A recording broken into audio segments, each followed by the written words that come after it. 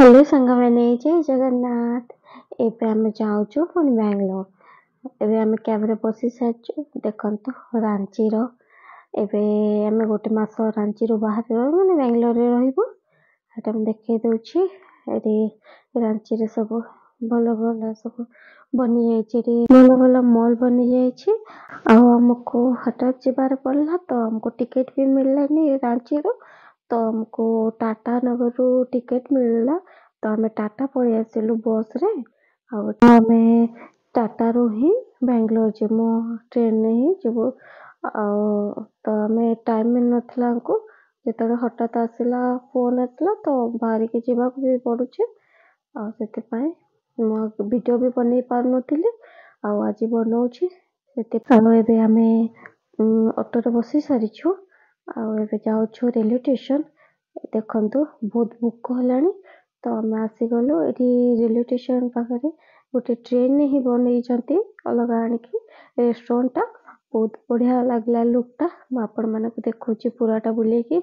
ଦେଖନ୍ତୁ ଟ୍ରେନ ଏଇ ରେଷ୍ଟୁରାଣ୍ଟଟା ଟ୍ରେନ ହିଁ କରିଛନ୍ତି ତ ବହୁତ ବଢିଆ ଲାଗିଲା। ତ ଆମେ ଖାଇ ନଥିଲୁ ତ ଆମେ ଭାତ ଡାଲି ଆଉ ଟିକେ ମସରୁମର ଚିଲି ବି ଟିକେ ମଗେଇଦେଲୁ, କାହିଁକିନା ଟିକେ ଆରାମସେ ଖାଇ ହବ ଏଇଟା ଟିକେ ଶାନ୍ତିରେ।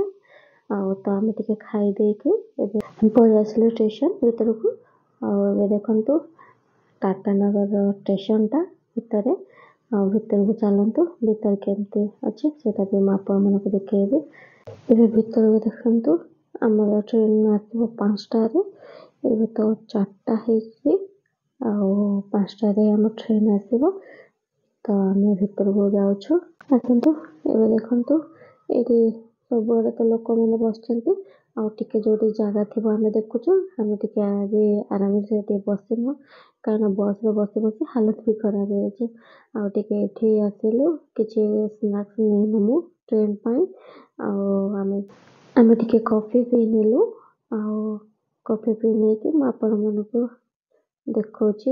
ଆମେ ଏବେ ଟ୍ରେନରେ ବସି ସାରିଛୁ ତ ମୁଁ ଆପଣମାନଙ୍କୁ ଭିଡ଼ିଓଟା ଟିକେ ବନେଇକି ଦେଖଉଛି।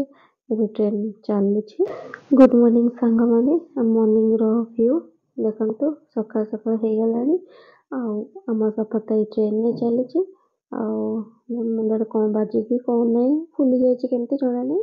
ଏବେ ଆମେ ସେଇ ଆନ୍ଧ୍ରା ସାଇଡ୍ ହେଇଗଲେ ସାଙ୍ଗମାନେ ଟିକେଟ ନ ମିଳିବାକୁ।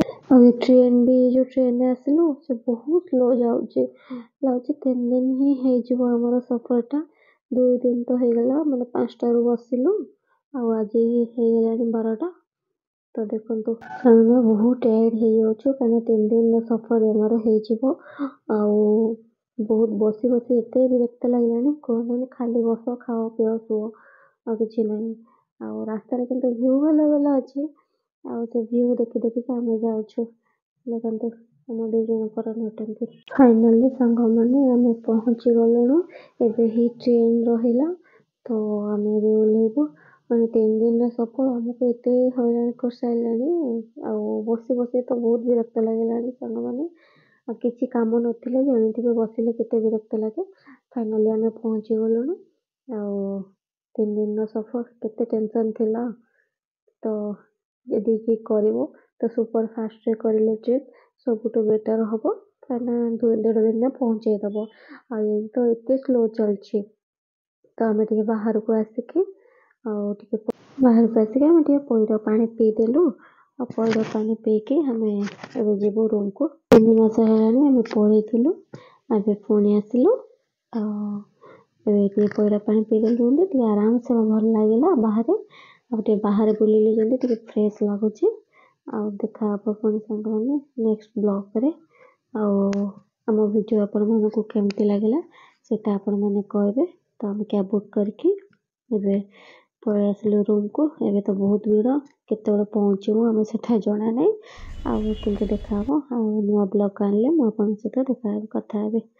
ଓକେ, ବାଏ ବାଏ ସାଙ୍ଗମାନେ, ଗୁଡ୍ ନାଇଟ୍।